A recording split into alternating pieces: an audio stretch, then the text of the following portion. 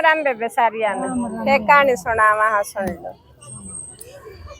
अच्छा बेबे, एक बार की बात है, गौतम बुद्ध यूं कह रहे थे, अब मैं 3 बात बताऊं हूँ अपने बच्चों को, जो उसके बच्चे उसके पास शिक्षा लेते थे ना उनको, और ये 3 बात सारी जिंदगी में ध्यान रखना तुम, ये काम आने वाली बातें हैं। एक तो कौन किसके भाग्य का खाता है, एक कौन सी चीज बलवान हुआ है, अच्छा तीसरा जो अपनी बात से मुकर जाए उसका उसके साथ क्या होता है। तो वे जिस तरह अपने सब बच्चों को शिक्षा दे रहे थे ना, तो मतलब एक बच्चे ने सवाल पूछा था तो उसका जवाब दे रहे थे गौतम बुद्ध। तो बोले मैं इन तीनों सवालों के तीनों बातें बताता हूँ। तो यूं कहा, एक बरगद का पेड़ था और उस पेड़ के नीचे एक बिल था, और उस बिल में एक सांप रहता था, और उस बरगद के पेड़ के ऊपर एक बाज बैठता था। तो वो सांप जब भी उसमें मुंह निकालना ना, वो बाज उसका जब लपकन बाज जाए। आता मतलब 2-3 दिन हो गए, जितने बार भी वो बाहर निकलने की कोशिश करे, वो बाज कभी बात में देखा जब उसने लपकन बाज जाए।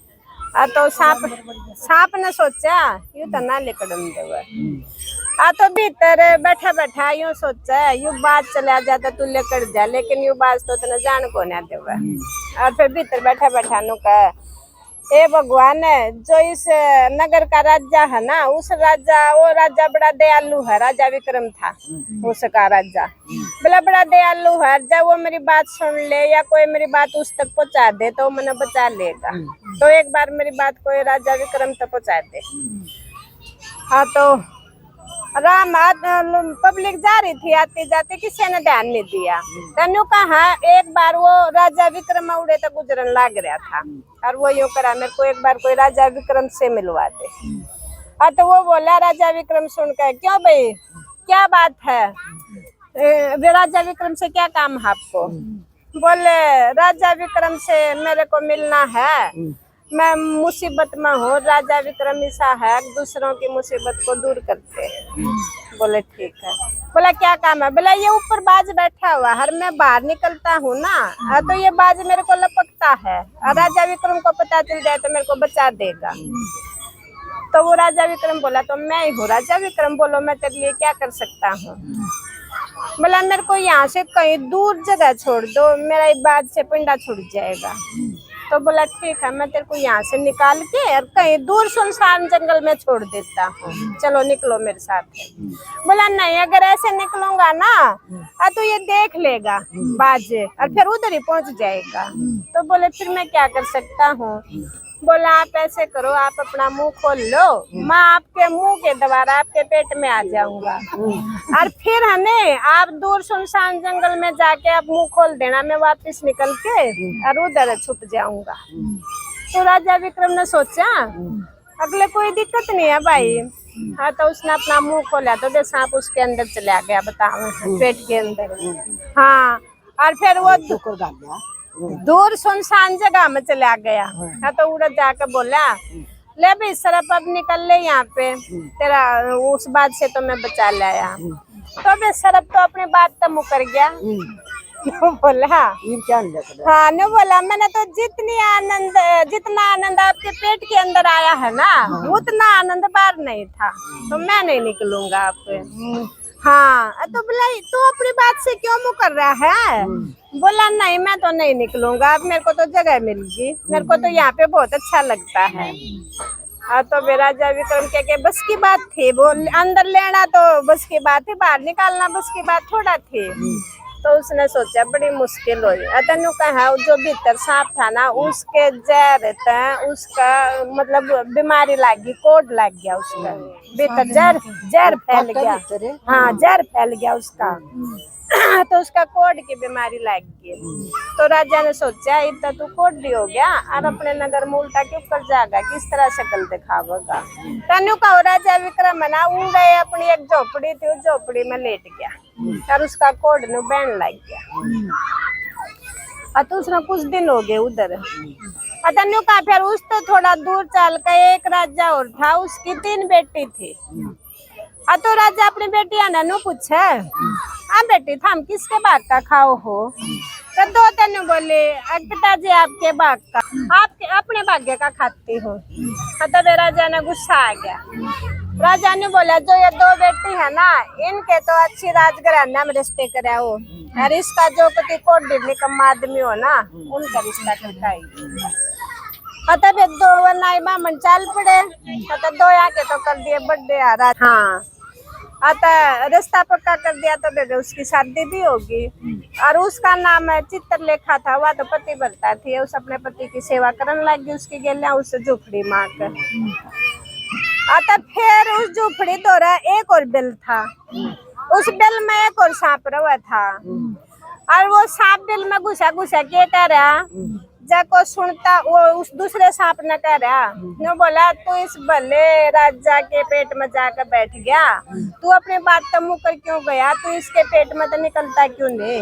और जब कोई सुनता हो ना, जब कोई इस राजा तो गंगा जल पिया देना, अतः बोला यू कट कट का यू सांप और मल के थरू यू नीचे चो टुकड़े होकर इसके निकल जाएगा।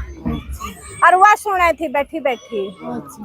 आता फिर वो न्यू बोला दूसरा यो सांप जो इसके पेट में था, बोला जो तू मेरा भेद बताता तो मैं तेरा बताता हूँ। बोला तू जो बैठा है एक धन के खजाने के ऊपर कुंडली मारे बैठा है, जब तेरे ऊपर है ना कोई गरम तेल का पीपा डाल देना तो तू मर जा, और यो जो धन का खजाना ऊपर जाके काम आ जा। तू सुना थी दोनों की बात सुन ली तब हाँ। तब वह ना फिर दूसरी कुटिया पे जाकर एक वो ले आई, गंगा जल ले आई, और वो गंगा जल उस राजा को प्या दिया। तनु का प्याए पाछा वो कट का मल की जगह से बाहर निकलने लग गया जहर, तो सहज उस राजा का कोढ़ ठीक हो गया। तो ठीक हो गया। तो फिर वो अपने राजा ने बोली आका आप ना एक गरम तेल का पीपा ले आओ। बोला क्या करेगी? बोला इस बिल में गिरना है। बोला इसमें भी सांप से।